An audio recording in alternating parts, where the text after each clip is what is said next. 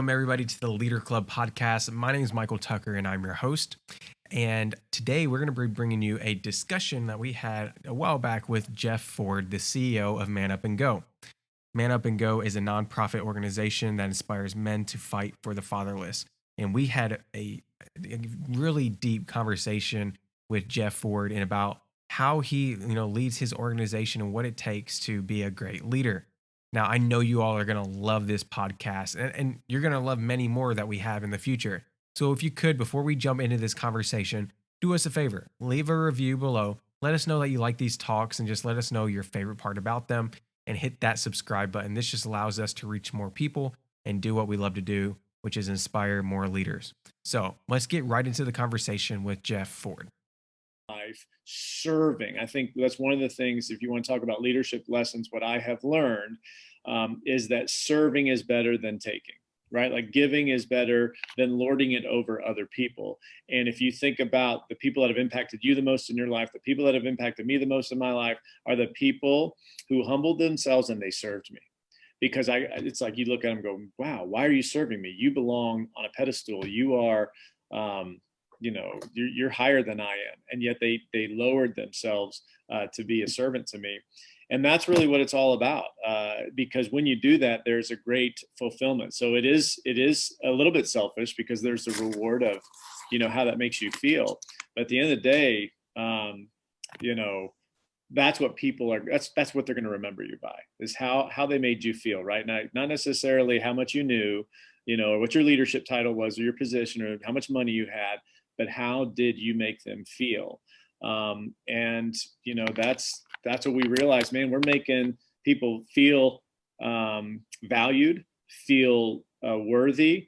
And, they're, even something as small as appropriate touch. Think about how much molestation we have and inappropriate touching and things of that nature in the US, all over the world. Just being able to give a hug, to a child who has not had, what you see common in Africa, Caleb, is you might have a family of 6 or 7. Dad he's out of the picture because he can be, right? He can just make the babies. And then once it gets too hard, he say, I'm out of here. And so these kids grow up without any male influence in their lives. And the male influence they see is negative. You have daughters that are growing up without a positive male role model. So they're getting pregnant. I don't know if the slide was there in the trailer, but teen pregnancy is found in fatherless homes 71% of the time versus non-fatherless homes. It's wanting that acceptance, that appreciation from a male figure. So fathers do play a great role. Men play a great role, and not in the way of this, toxic masculinity, that phrase that was going around for a while. The reason that phrase gained traction is because so many men have acted toxically. I don't know if that's a word, but that's how we've acted. We've earned that title. Right. And so we're saying, no, that's not the way it's supposed to be. Men are supposed to be there as protectors and providers of their families. They're supposed to serve their families. They're supposed to love their families. They're supposed to give themselves up for their families and their communities around them. And then once we've done that, I believe it's our obligation to the community around us to serve those who are fatherless. Right. So once we get our own house in order, then it's on us to help others get their houses in order and serve and support them. And so that is kind of the story and the genesis of how Man Up has been birthed. I love it.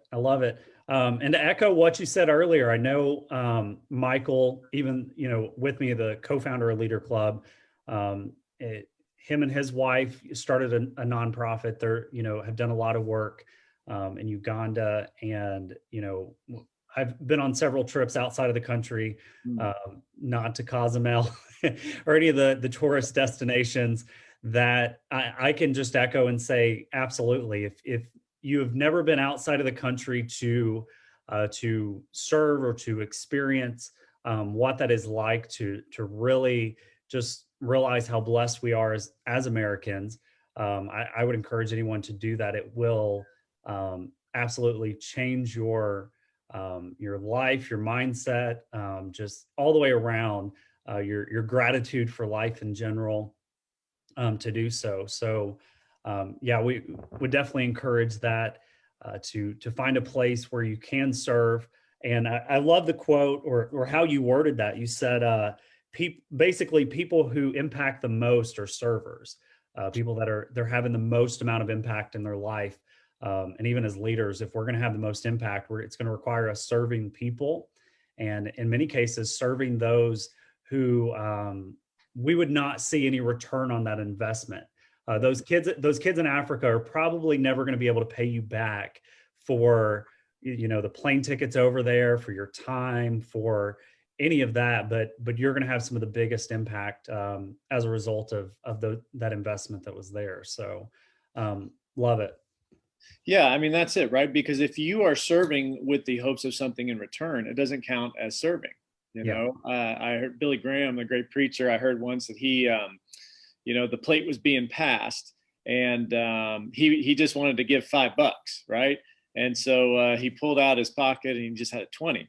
And he's like, I don't want to give it 20. So he goes back in and he looks for another, no, still a 20. All these guys at 20. So he's like, fine. Puts in the 20. His wife is watching this whole thing take place, right? And as the plate passes by, she turns to him and says, you realize you only got credit for 5, right? Because, because it was the motive of the heart, right? And so, yes, we do get a benefit when we serve. There's that feeling. But at the end of the day, it's making the life of another better. And what I love about the orphan, what I love about the fatherless, is they can't pay you back, right? Yeah. They can't repay you.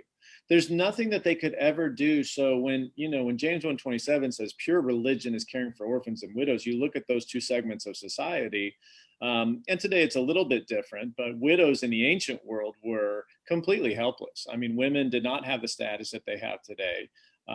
If their husband was gone, that was their strength, right? That was the strength of the family, the one who did the work around, hunting and gathering and agriculture and all of those things. And so without that protection, and then the legal rights that women had in the ancient world were almost nil. And so helping a widow was that pure religion. And in our day and age, helping the child that doesn't have a mom or doesn't have a dad, that is pure religion. I mean, that's really living out what I think we're supposed to be doing on this earth. We got one shot, right? We got everybody to say we got one shot, and there's a whole like YOLO and kind of idea. And unfortunately, some people say that, and it's an excuse to live it up for themselves. I think that's emptiness. I think that brings emptiness. I think it brings destitution. I think you come to a point in your life when you go, man, I have lived my whole life for myself. What do I have to show for it? Your friends were bought and paid for. The experiences that you have may have been fun, but you have to live for the next experience. For me, while I love traveling and I love the adventure and I love all of that, the abundant life, kind of we call it at Man Up. If I didn't have any of those things, I still have abundant life. I still have joy in my heart. I still have purpose. And I think, that's an important lesson that we've got to learn, right? If we don't have purpose in our lives, what really is the point? I mean, just to make some money, spend it on ourselves and maybe, put a 5 in the plate or put a 20 in the plate because we feel guilty every once in a while. And hopefully that assuages our guilt. I don't think that's living.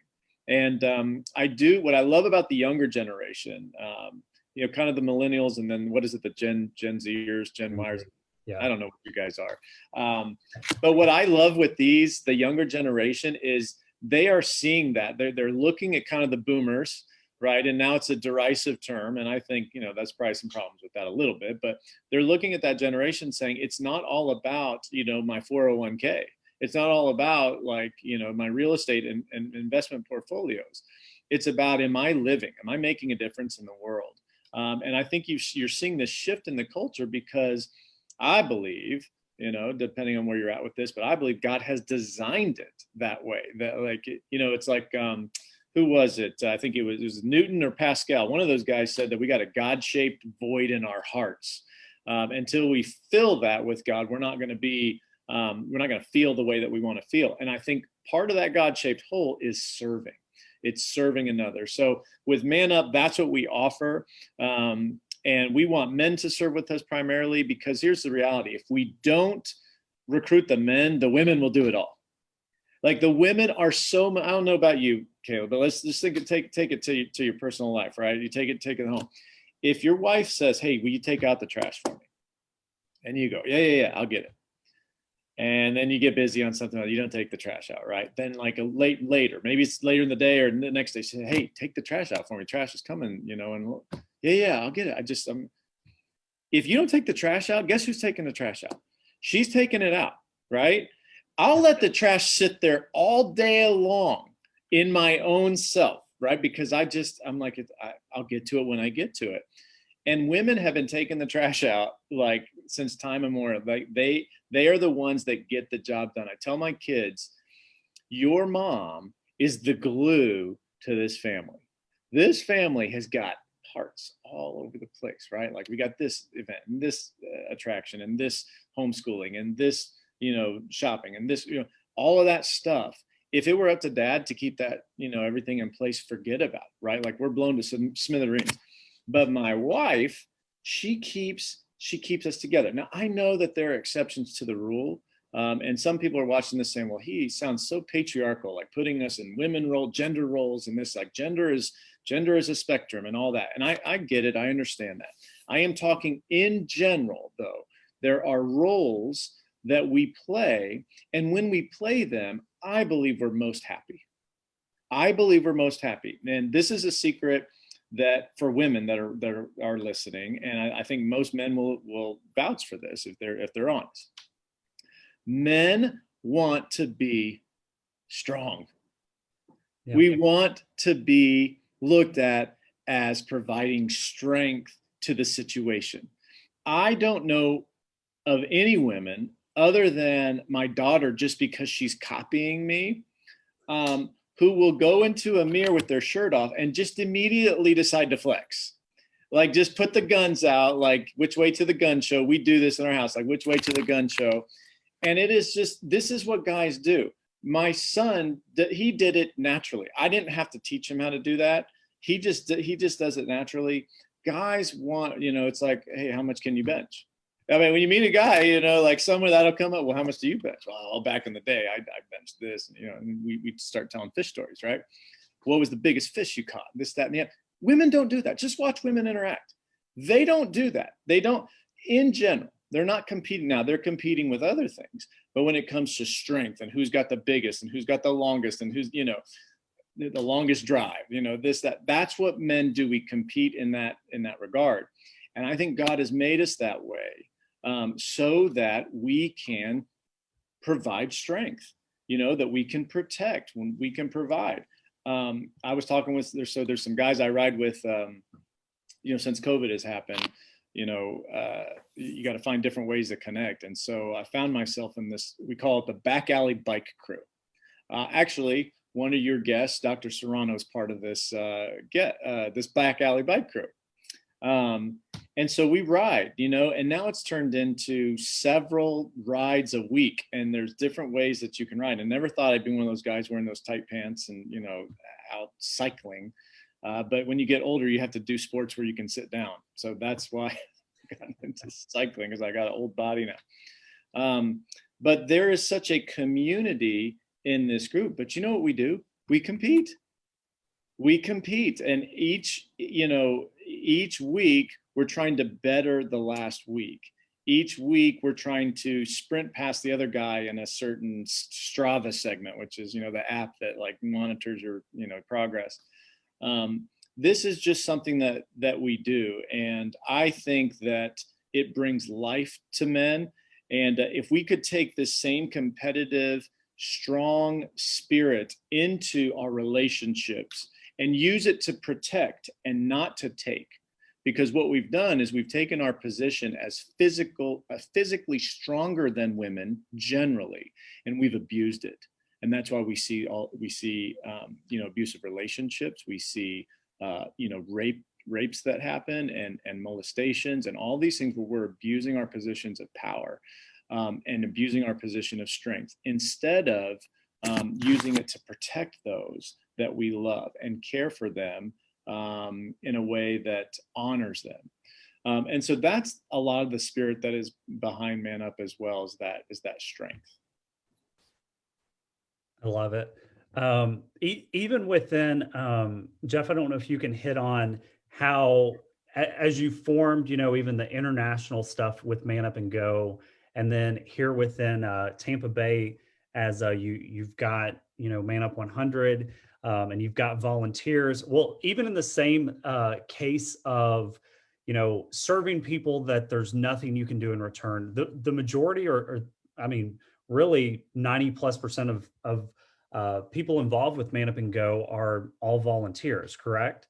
So what are I don't know if you can hit on even some thoughts within leading volunteers, leading people that it's not signing the paycheck, it's not getting people involved and say, well, if you don't get involved, you're missing out on this incentive or whatever it is. How do you take the vision of Man Up and Go, cast that before volunteers and so forth, and where you're able to see people coming on board, excited to help, excited to do what's there?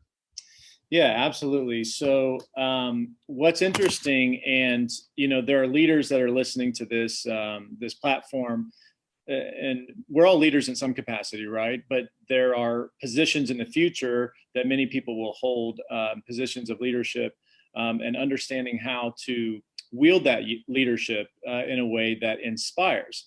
I heard the story of Joseph Stalin. Once he had I believe it was a cat or a mouse, one of the two, and he was giving a point to his. It was at dinner. It was a dinner party, and he took this mouse. I believe it was a mouse, and he plucked this mouse hair by hair, like excruciatingly painful for this mouse, right? And did it the whole dinner long, and was talking about the way that you lead people. And he's like, and his example was he terrorized this mouse. Then he brought the food in for the mouse, and he let the mouse eat the food out of his fingers, right? And he said, "This is how you get people to serve you for a lifetime." And it's like you inflict pain on them, you control them and manipulate them, but then you feed them, their basic necessities, and they'll serve you for life. Well, that's one way that you lead, right? Is that you force people to do stuff. In the nonprofit sector, you cannot do that. At a job, you can do